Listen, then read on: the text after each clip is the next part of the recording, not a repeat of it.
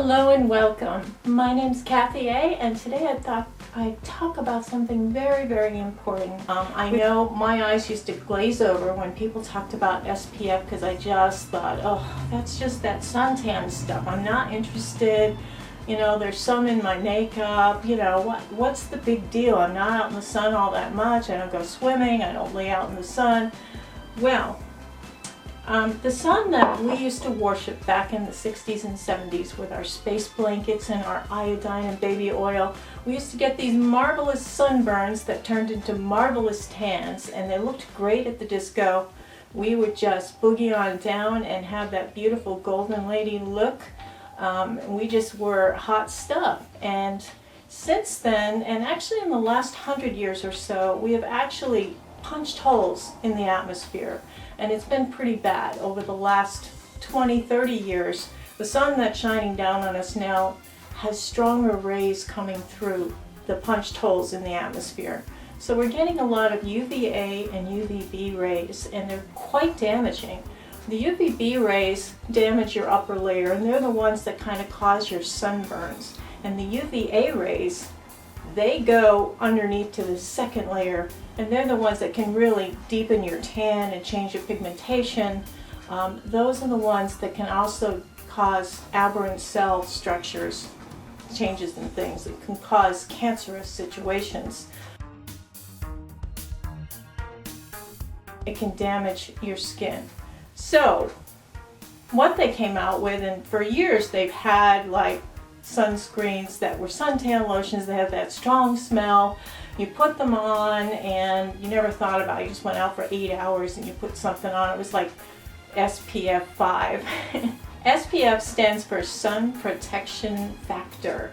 It is not an ingredient. It is actually the rating for how strong something is. So like if your alcohol is 80 proof, that doesn't mean it's got 80 proofs in it. It's just 80 proof is the rating that it's given. So a 30 SPF is the rating that it's given. It's not an ingredient.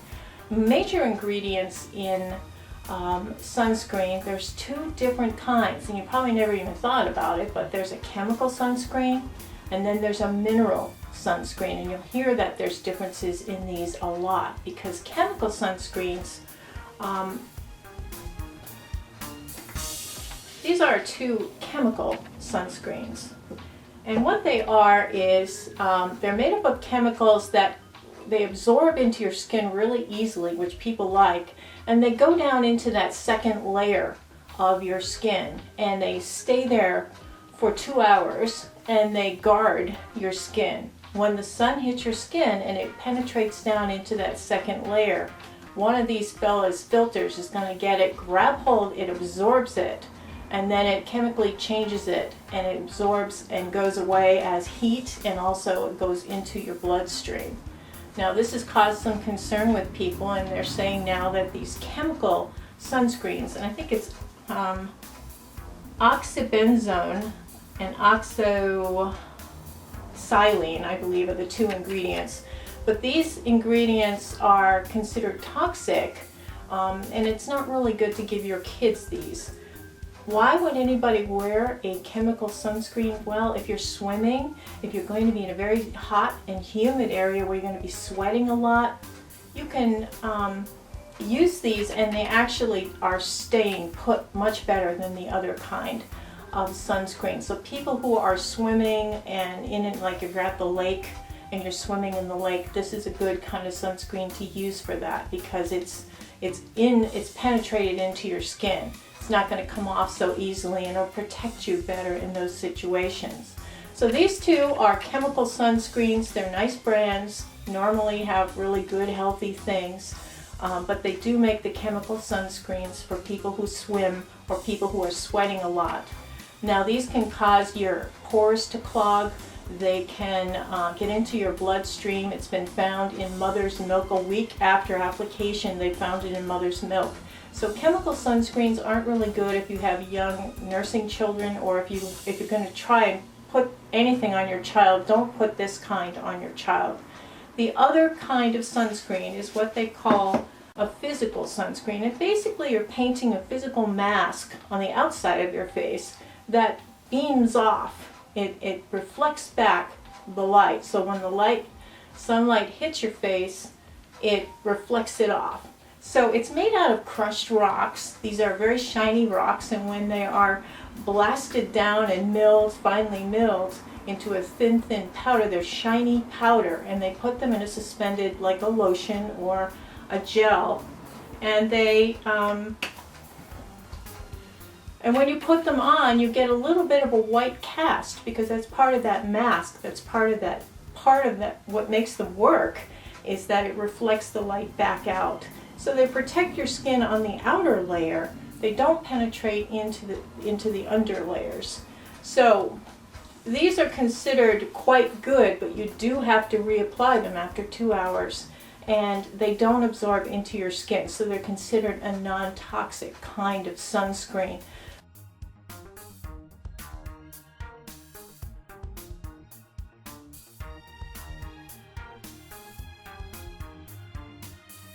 So this is the Neutrogena Sensitive Skin Face, and that has both zinc oxide and titanium dioxide, which are the two big major rocks that they use to create physical sunscreens.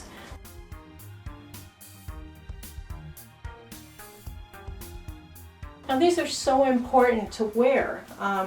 Regardless of what you choose to wear, you should wear some kind of sunscreen. If you're driving, your hands are getting sunlight constantly coming through the window. If you're sitting by a window reading a book, you're getting sun rays hitting you, damaging sun rays.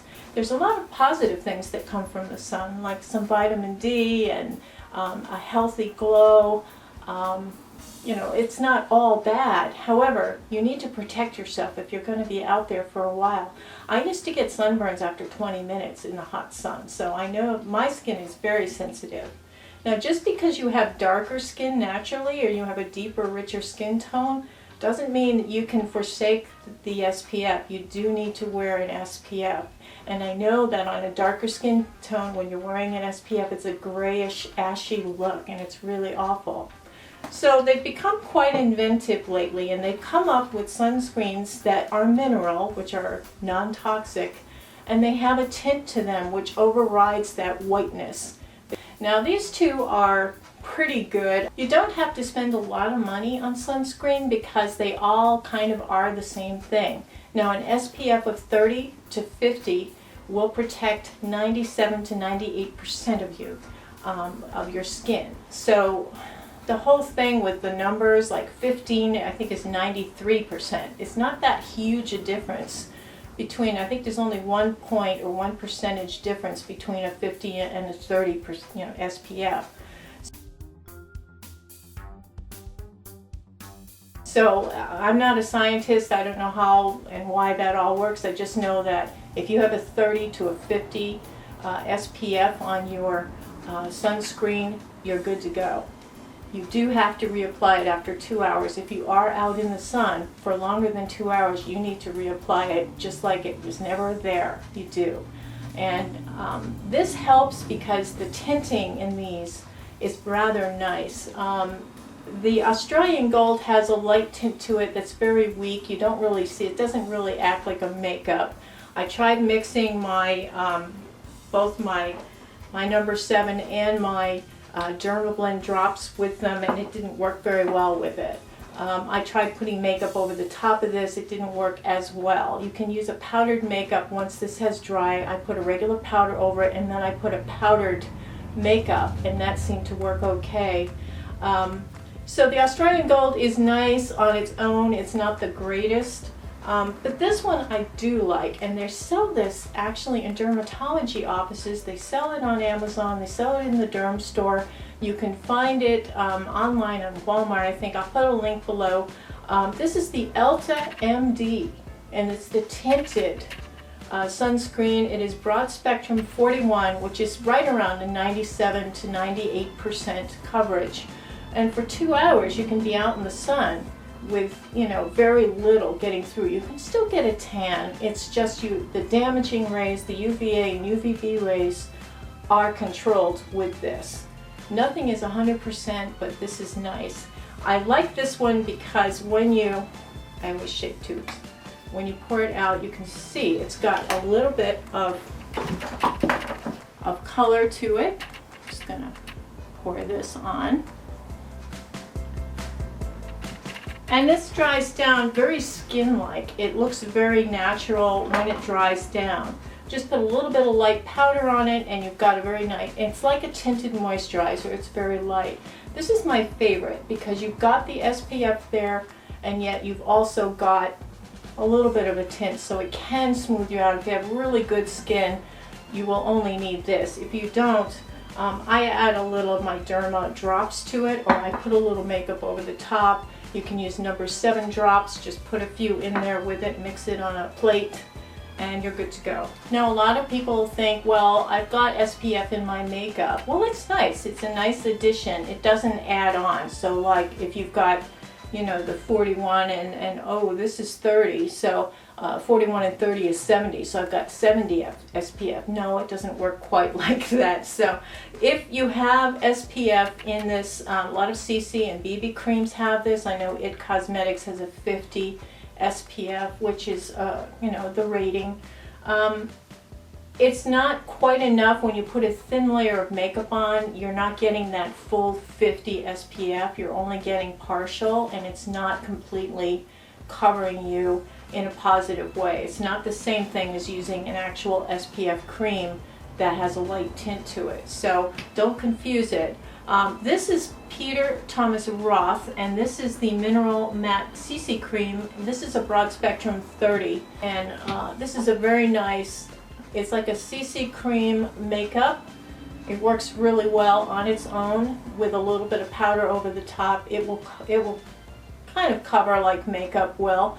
I think this is a really nice one. IT Cosmetics has a lot of perfumes in it.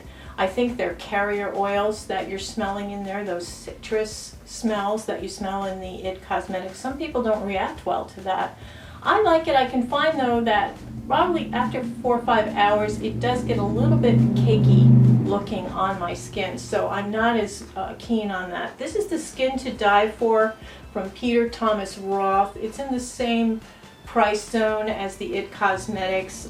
You don't get quite as much product for that, but for the summer I think it's a really nice thing, and they have 2 to 3 shades of this. This is the white girl shade. I think it's medium light, and then I think they have a medium dark and a dark as well. There aren't as many choices for shade ranges in CC creams and BB creams that carry SPF in them. So again, if your makeup says it's 15 SPF or whatever, you're really not getting too much protection there. If you're just going to, you know, go from the mall to your car or something like that, I can't see that it's going to be that big a deal for you. But Elta MD is definitely something you should check out. You can check it out online, and I will put the links below for that. Hey, check in on the diet. How are we all doing on our no sugar diet for 2 weeks? I started it Saturday, June 1st, and I tell you, I had a rough time around 3:15. I was craving something crunchy. I wound up getting these baked pea pods. They're like just to have something crunchy. I have lost some weight and I feel really good. It is hard. It is hard though. I think I'm still doing the 12 and 12. Some people like to do 16 hours without eating and then eat for 8 hours. I haven't advanced to that level. I'm still at 12 and 12, and it is allowable. It's not, there's not just one way to do that intermittent fasting. So it's working really well. I crave some of the sugary things, and at work there's always somebody bringing cookies in or cake or something, and it's like I go to the refrigerator to get my coffee stuff and there it is, you know, there's like a thing of cookies looking at me, and it's like, oh my god, you know. So I do have those little packets of walnuts and almonds, and those help have, you know, that crunchy thing. I've been doing that. I've been reading your suggestions, and you've all been very, very helpful to me. There are apps that will help. There are people out there that will help you. Nothing tastes as good as being thin feels. And you know, somebody said it there. I got it at post-op when I was learning to eat again after I had the gastric bypass. And I tell you, it's really been helpful knowing that you're out there too. And hopefully you are out there giving it a try. And if you fall and you have a cookie or something like that, don't beat yourself over the head. Just keep going, because you're going to be all right. You're going to be all right, and we're going to do this. I mean, nobody's perfect here.